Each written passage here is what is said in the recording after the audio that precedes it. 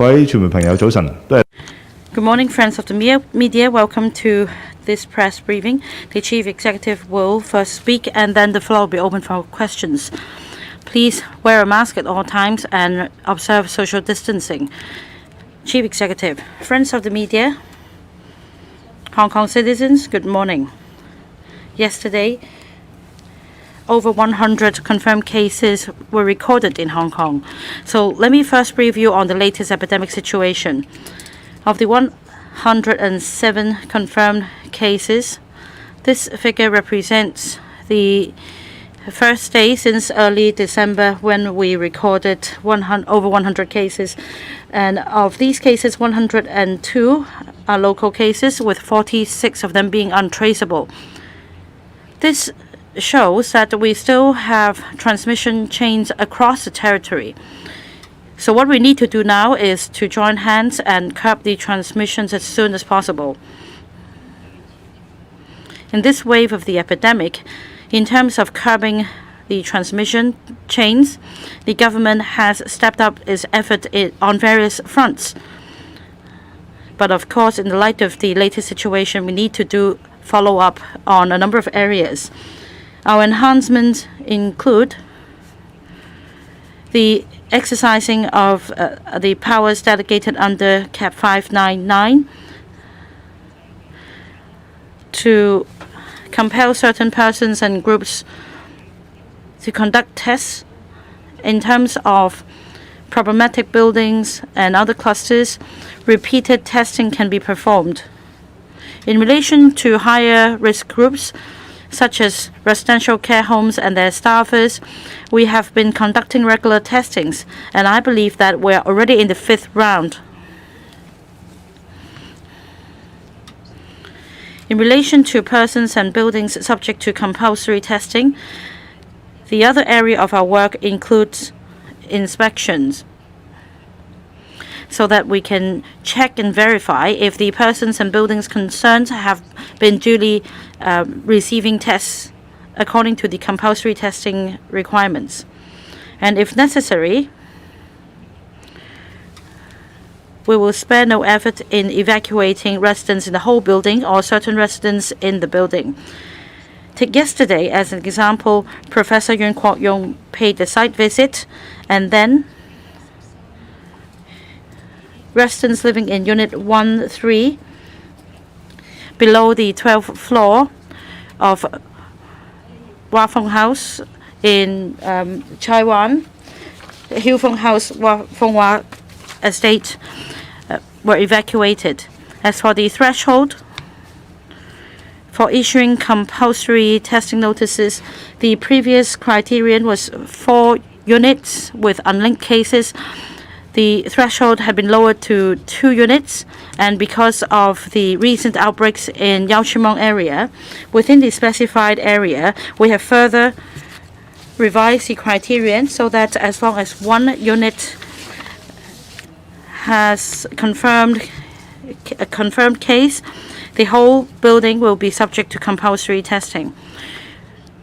With technological advancements, the government has been collaborating with the experts team in Hong Kong U in conducting sewage surveillance tests, and following the test results,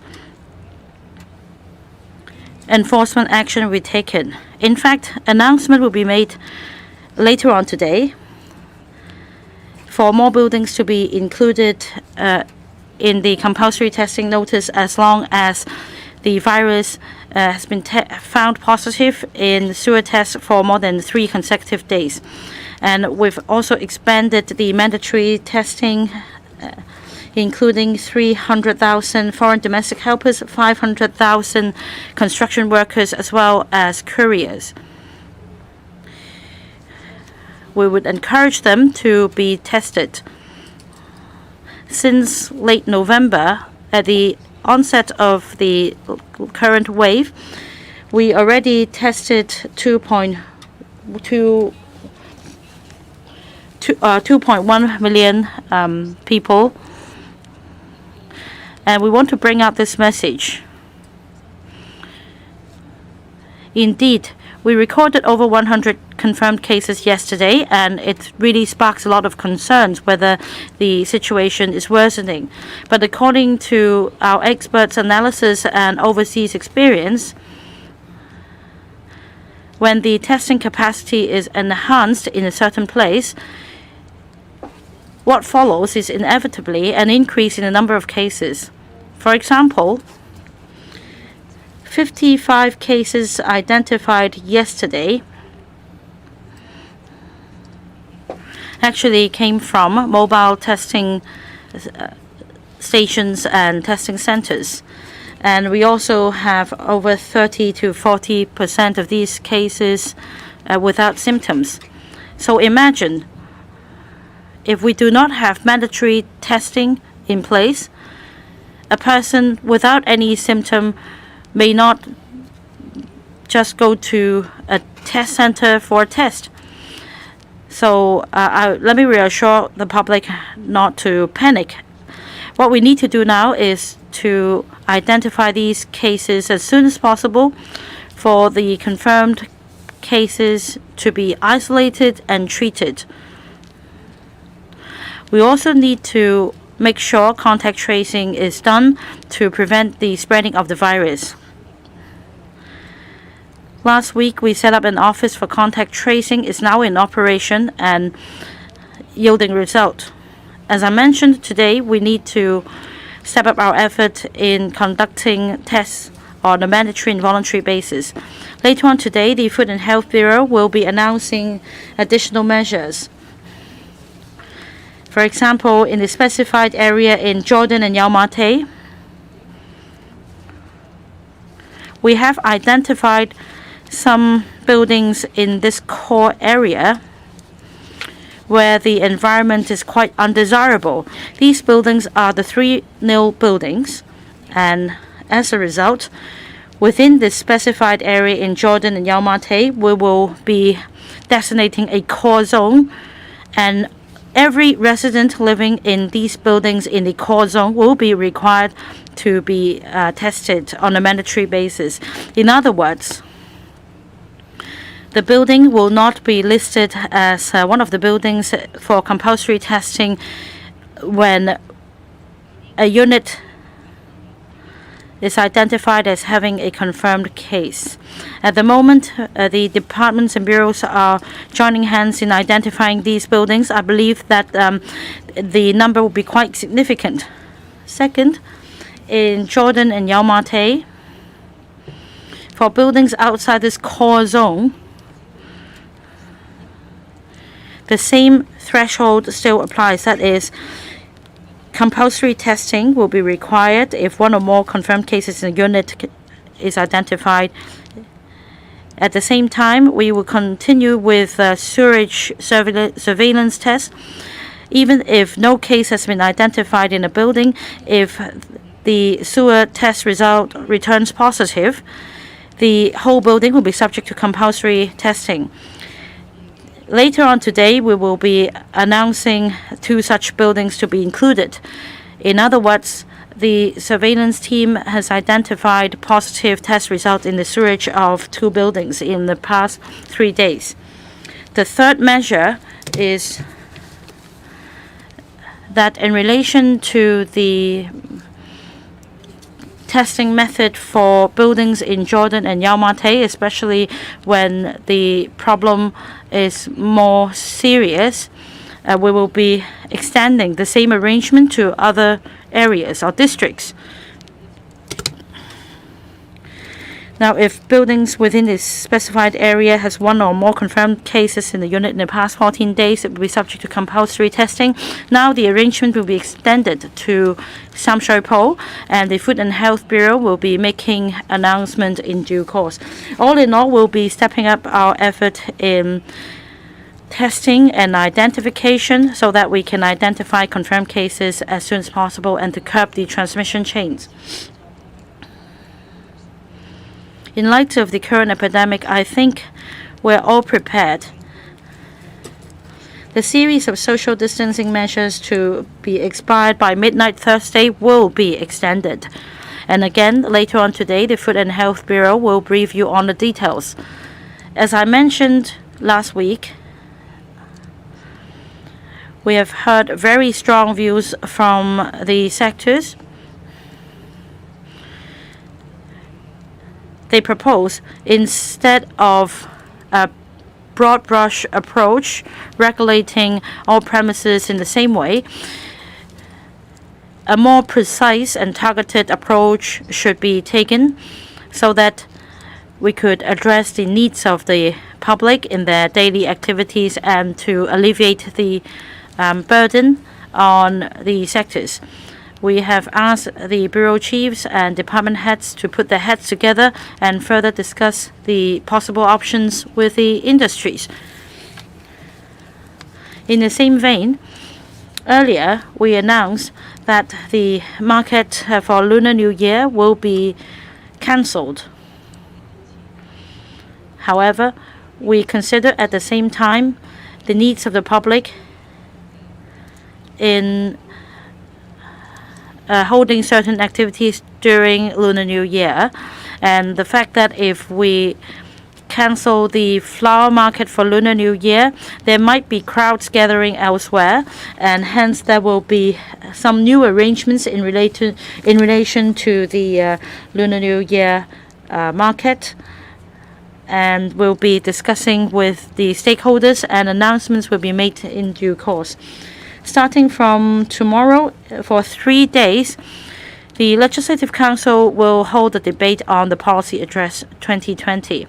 For quite some time, we have been placing our focus on the anti-epidemic work of the government, and hence members of the public may not have a full grasp of the 200+ measures or initiatives in the policy address. So this afternoon I will be writing to the President of the Legislative Council to explain the progress achieved in relation to these initiatives in the policy address, so that members could offer their valuable views on the policy address.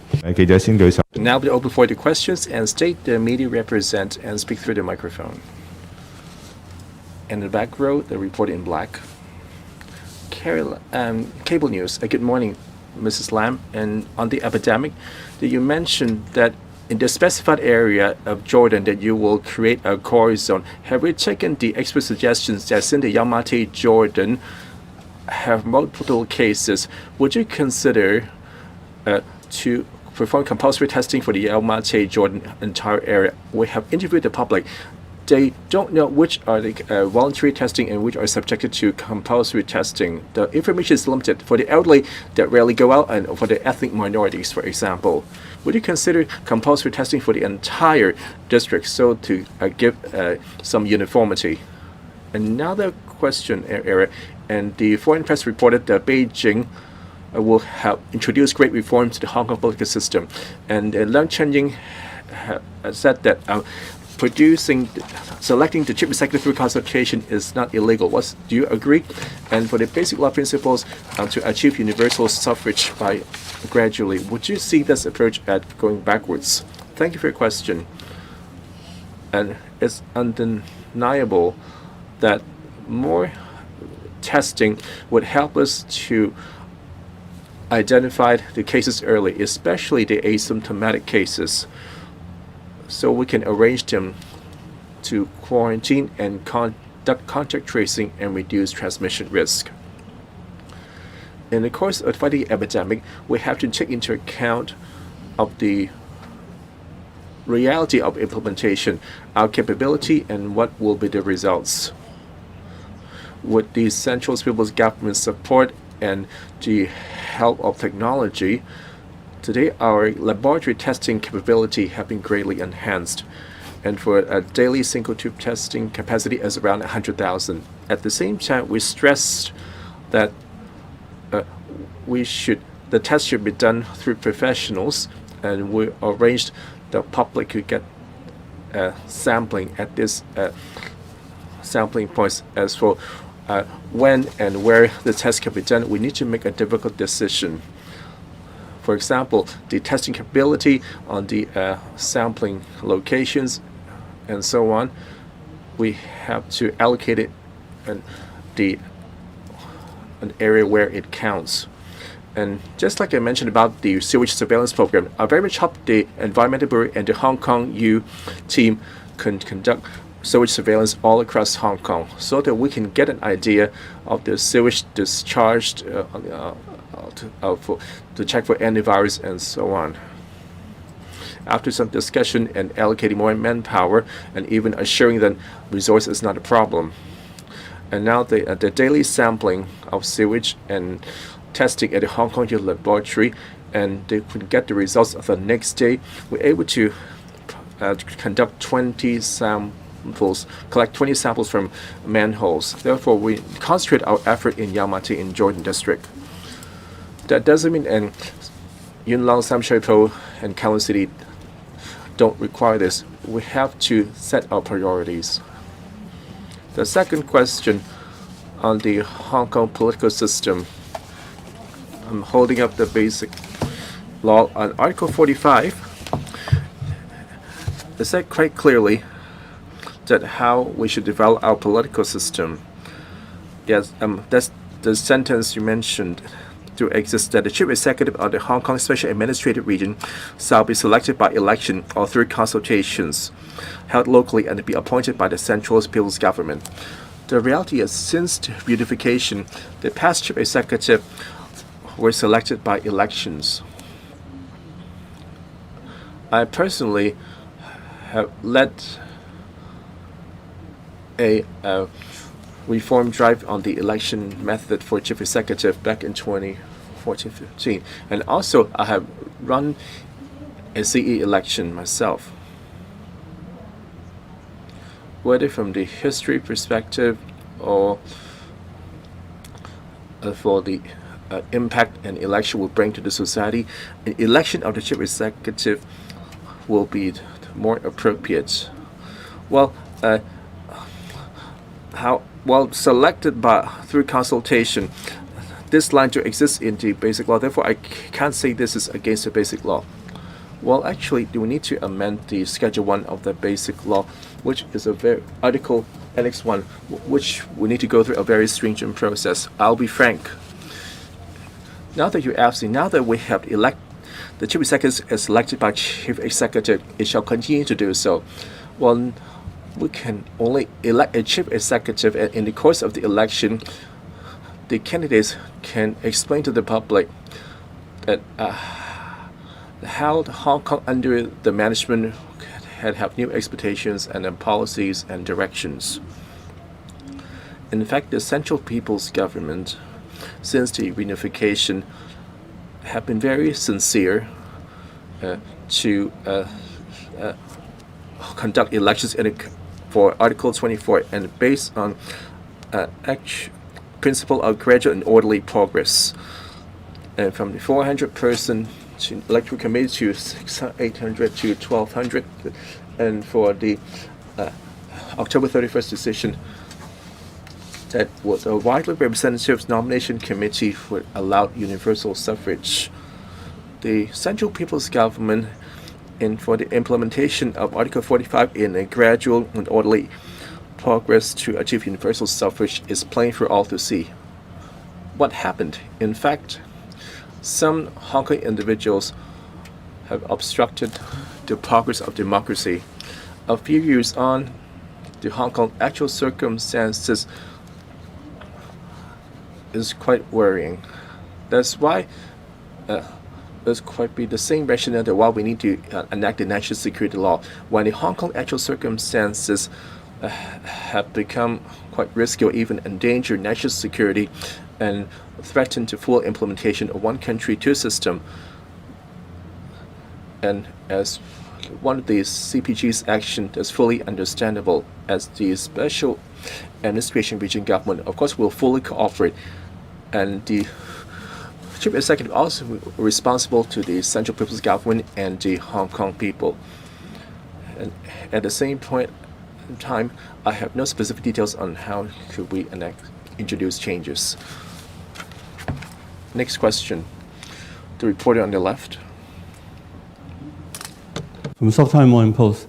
So on the rebound in infection of COVID-19,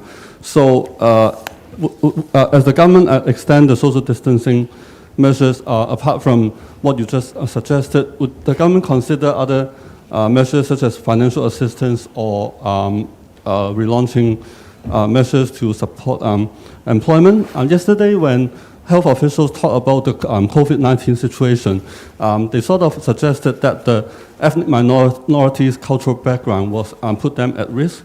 So do you think that actually there's some sort of racial insensitivity in their remarks? Was the government's measure to blame rather than the ethnic minorities' background to blame? Secondly, you just talked about Hong Kong electoral reforms, but actually the MPCSC meeting from tomorrow will also talk about BNO and dual nationality. The BNO visa scheme will open for applications on January 31st, and a lot of Hong Kong people will be applying and moving abroad. So would the government do anything about it? And finally, as the government extend the oath-taking requirement to civil servants, do you think they will really take their oath genuinely, or actually a lot of them would rather quit the government? Thank you. Thank you. There are three questions on different subjects. First of all, in light of the latest COVID-19 pandemic situation, it is quite obvious that there is no room yet for us to relax the social distancing measures that have been put in place and which will expire on Thursday this week. So I have already implied that they will be extended, but I will leave the Secretary for Food and Health to announce the exact measures and the duration of this round of extension of the social distancing measures. But at the same time, I fully understand the hardship on the various business sectors, especially those that have been required to close for more than or over 2 months now. So I have said that last Tuesday I said it here, and I repeated it just now, that I have asked my bureaus and departments to sit down and discuss with the various sectors on whether we could find more sophisticated means to enhance the infection control and to enhance contact tracing of the staff and of the customers, so that there could be a possibility for some resumption of business in due course. This is a piece of work that we will continue to do. Now, the Hong Kong SAR government has been rolling out financial relief schemes in the whole year last year. It was a heavy toll on the public finances of the Hong Kong SAR. So we have to be very prudent. At the moment, I understand we have no plans to extend the employment support scheme, and hence I can sort of foresee that the unemployment figures that government is going to announce this afternoon will be bad. Because the ESS, which safeguarded employment and jobs, expired towards the end of November. So this afternoon's 3-month figures included the month of December. So one would expect that we are seeing more job losses and the unemployment figure will go up. Whether we would consider more financial assistance and other relief measures is a subject that we are listening to the public, Legislative Council members, because the Financial Secretary is embarking, or is, I think he's still doing, those consultation sessions on the 2021-22 budget, which will be delivered on the 24th of February. Now, you use the word blame. I really appeal to all of you that this is not an occasion to apportion blame. The COVID-19 pandemic is unprecedented, and we don't know enough about this disease. And at the same time, there are so many intertwining factors that every government, every country has to consider. And they have been approaching it in different ways with different results. So I will not put any blame on anybody, and I hope the public will also not put the blame on the government. The government has tried its very, very best, mobilizing all the resources and people we could to tackle this pandemic. So there is absolutely no suggestion of the spread of disease relating to race or ethnicity. If there's any misunderstanding arising from any remark made by any of the government officials, I made it absolutely clear here. But since this disease is spread through human interactions and so on, social behaviors, living conditions, workplace hygiene are factors that will make certain people more vulnerable to catching this virus. So, but that has nothing to do with ethnicity. Now, the second question about BNO. The status of BNO is made very clear during the Sino-British negotiations before 1997, and by a explanation from the National People's Congress Standing Committee before the reunification, that the BNO is a form of travel document. It is not a form of nationality. If one side, and that is the UK government, tries to deviate from that mutual understanding and bilateral agreement, then of course it's legitimate for the other side, that is the Central People's Government, to consider any countermeasures. And the Hong Kong SAR government will of course support any countermeasures to be adopted by the Central People's Government. At the moment, I have no details to offer except to assure the people of Hong Kong, because the great majority of people in Hong Kong, even if they are holding a BNO passport, they are Chinese citizens. At the same time, probably in possession of a Hong Kong SAR passport, of which there are 5.8 million passports in circulation, and they also enjoy the right of abode in Hong Kong, which gives them the various rights as enshrined in the Basic Law. Now, oath-taking is a very solemn matter. It is necessary for all civil servants, in fact, public servants, to take the oath in order to demonstrate that under one country, two systems, they fully understand that they need to swear allegiance to the Basic Law and be loyal to the Hong Kong Special Administrative Region.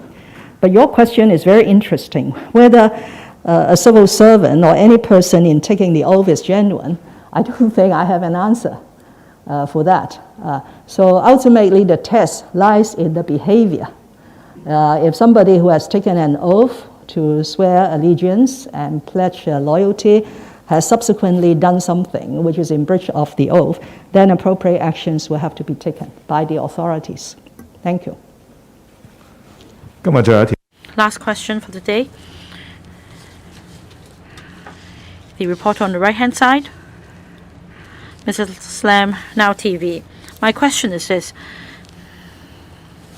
In Yau Chim Mong, apart from compulsory testing, will the government heed the advice of experts and impose a lockdown because of the yet mentioned small precinct? The figure came down to 0 in the end, but it seems that the practice hasn't been repeated, and according to many legislators, the government should set up an unemployment support fund. What is the government's consideration? Are there ways to help the unemployed? Finally, for oath-taking by civil servants, according to some unions, some civil servants are concerned and they may refuse to sign the declaration. Will this pose any impact on the government's operation or the morale of the civil service? Thank you. Three quite different questions. First, you mentioned the Yatming Estate enforcement action. We'll continue to take enforcement action. In other words, that buildings subject to compulsory testing, we will conduct enforcement action that in a specified period, we will check the residents of the building to see whether they have been tested. Especially, we have streamlined the arrangement where that we give SMS notifications of a negative test results. This work will continue. Even though you have yet to see this intensive enforcement work as in Jiangmen State, the Home Affairs Department is on it. They will mobilize a lot of their staff to provide door-to-door knocking and check against their information and to prepare for future enforcement actions. Hong Kong Special Administrative Region government's attitude on certain kind of employment assistance, we have stated our position and have been consistent that in Hong Kong's case, this is difficult to implement and also involved a substantial amount of public money. When helping the underemployed and employed, we are offering plenty of assistance programs and on the different levels. Besides the Employee Training Board Love Upgrading Scheme, we also provide subsidies for the working families. So long as they're working, we will try to offer assistance. I've heard some views that it's quite a high threshold for the working family allowances in terms of the working hours. Therefore, I'm working with the Labor and Welfare Bureau that in such critical time that where the threshold of the working family allowance can be lowered.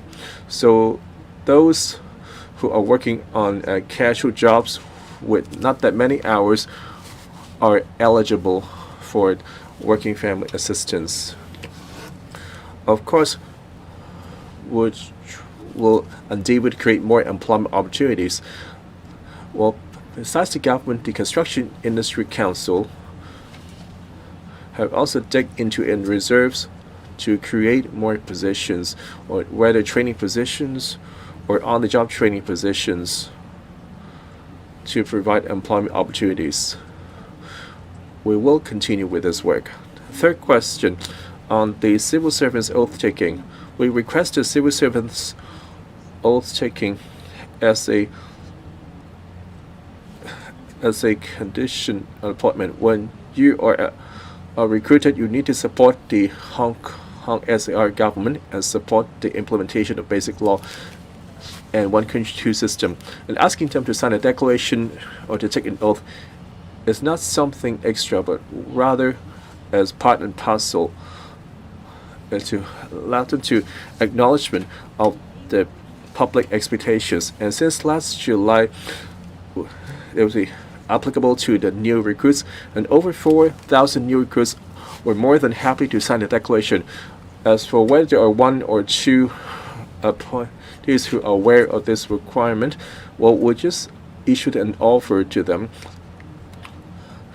In such kind of cases may be very, very rare. As we see that there were over 4,000 new recruits had already taken the oath. Therefore, taking the oath and signing the declaration would affect the civil servants' morale. In fact, the recruitment of civil servants besides the police and the correctional service department, we haven't come across any major problems, especially against the backdrop of high employment. Plenty of university graduates and other professionals hoped to join the government's ranks. Therefore, I don't see there's any direct connection with the civil service morale. If some of the civil servants or unions have other views, I'm sure the Secretary for Civil Service is more than happy to talk to them. Thank you.